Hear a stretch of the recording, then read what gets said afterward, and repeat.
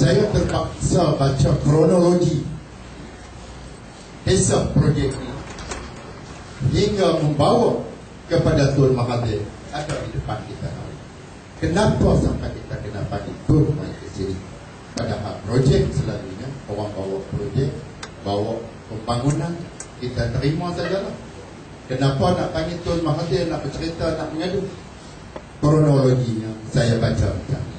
Sebab kami di sini Tun, kalau nak kira tuan-tuan Syirih ni seorang tak pernah masuk universiti. Cuma anak-anak ada seorang dua masuk. Tak apa nak pandai. Memandangkan banyak persoalan yang tak boleh dijawab dalam bilik pameran,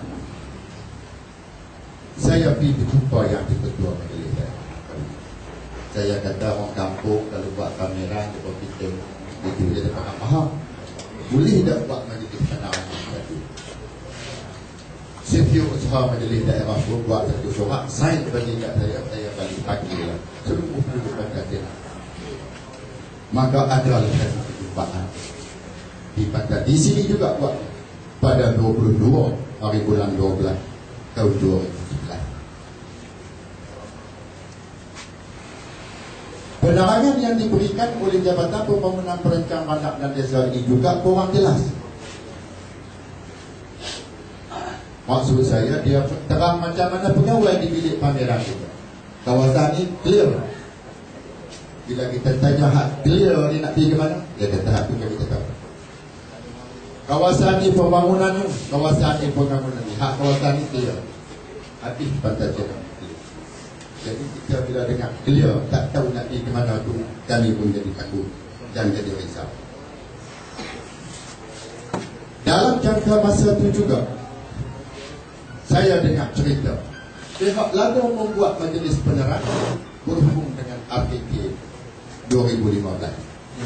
Tapi yang Lada panggil hanyalah JKK dan imam-imam.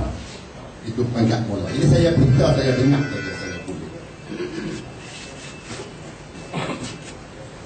Maka apabila kami dah dengar penerangan dari Jabatan Perancang, di mana saya mencelah di situ ada satu dua perkara yang dia buat dihabak tak betul, kami pun berjumpa bersama kami pada 6 hari bulan Januari tahun 2012. Penduduk Pantai Jenang itulah kali pertama berikut yang berbincang.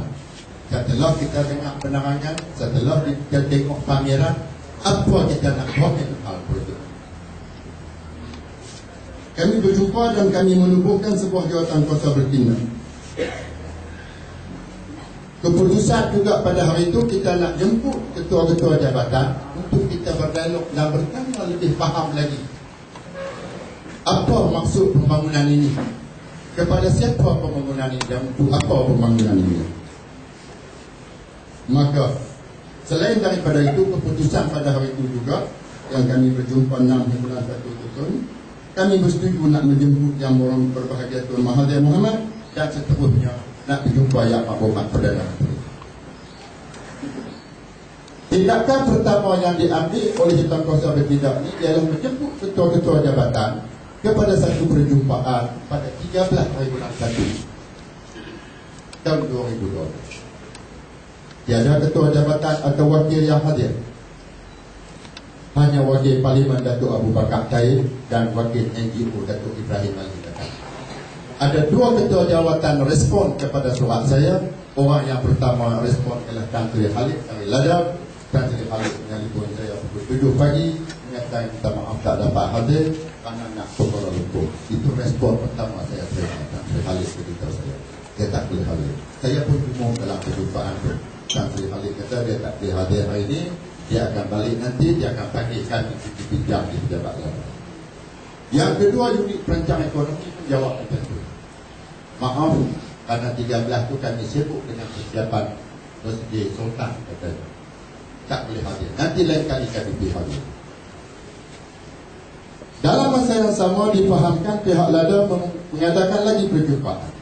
Kali ini dengan pemandu-pemandu teksi, tour operator dan kontraktor-kontraktor. Dengan kami, penduduk Pantai Jenang belum sekali ada. Tarikh tutup bantahan ialah 16 hari bulan. Bantahan orang bagi borang tanpa tengok pameran Orang yang mari terancam banyak pun bagi borang. Siapa nak bantah, nak cadang apa, tutup 16 bulan. Kami masih belum dapat berjumpa dengan LADA dan jabatan-jabatan lain yang kami rasa perlu memberi penanganan dan penjelasan detail kepada kami berkenaan dengan projek yang kami anggap besar. Sebenarnya tu, kami tidak membantah keseluruhan draft rancangan itu. Saya cuba print out daripada Jabatan Pembangunan Bandar dan Desa tentang draft rancangan itu. Ini dia. Kita print out dulu. Baca punya baca setakat yang kami faham. Kami sokong 4 dari 5. Sokong ke semua. Walaupun pembinaan jalan kalau orang melibatkan tanah orang kampung, siapa pun tak bangga, buatlah. Sebab jalan tu dari zaman tu jadi Perdana Menteri tu saya pernah sejukkan nak buat jalan ke belakang ni. Tapi tiba-tiba ada dalam ni. Tapi kami sokong. Semua sokong. 4 kami sokong dari 5. Mengikut perancangan Jabatan Perancang Bandar dan Desa ada 5 strategi untuk nak mencapai visi Langkawi menjadi destinasi pelancongan terbaik Asia Pasifik. Cuma ada satu yang kami panggil. Satu saja. Itu pun tak pakang ke semua. Sebab dalam dia tunjuk video montage ni dalam komputer kalau kita tengok, yang kami bangkang tu hanya projek membina Celang Waterfront. Luas sangat tu. Celang Waterfront ni mengikut rancangan tu kena buang habis daripada Underwater World ke Kasar Delma. Kosong habis. Tapi dalam video terakhir pula kita tengok Jabatan Perancang, ada pula bangunan atas tu putih-putih dia itu apa yang kita tahu lah. Jadi maknanya selepas kami kosong ada pula lah bangunan atas tu, bukan nak dikosong tu. Hak ni yang kami ragu dan kami nak tanya bagi lanjut. Jadi yang berbeza dulu, sebenarnya kami peniaga-peniaga Shelley di Pantai Senang dah bermula setahun selepas tu jadi Perdana Menteri. 16 bulan tu jadi Perdana Menteri 81. Kami dah mula Shelley di Pantai Senang tahun 82. Sampai ke hari ini dah 30 tahun Shelley. Bermula dengan sarang lebah yang sebuah tak mahngap di tempat Haji Din. Mula-mula buat projek belah lebah. Bila lebah tak mahngap, backpacker yang ngap, sejak itulah jadi apa nama Shelley di Pantai Senang.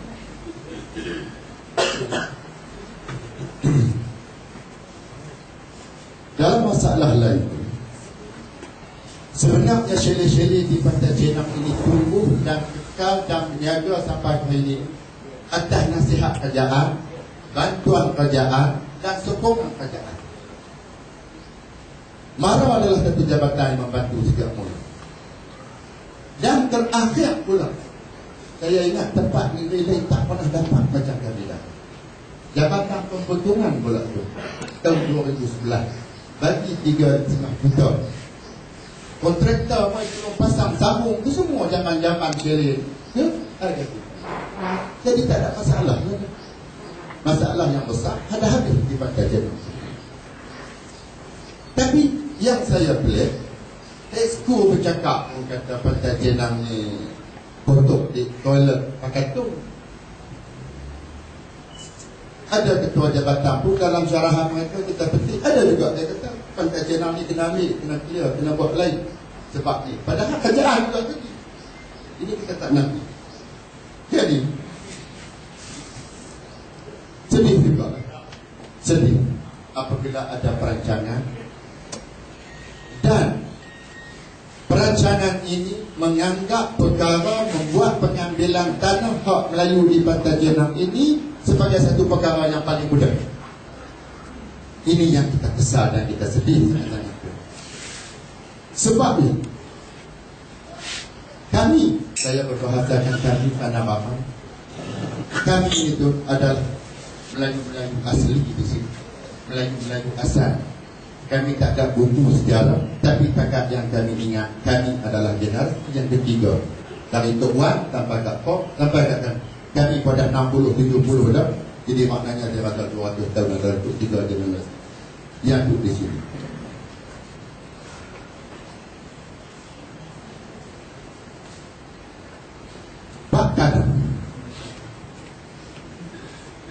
Kadang-kadang kami positif juga bila bercakap bab tanah. Pergi pejabat mana pun, mereka kata, hampa nak lawan apa? Hampa duduk di tanah kerajaan. Kerajaan ambil balik lah, tanah kerajaan.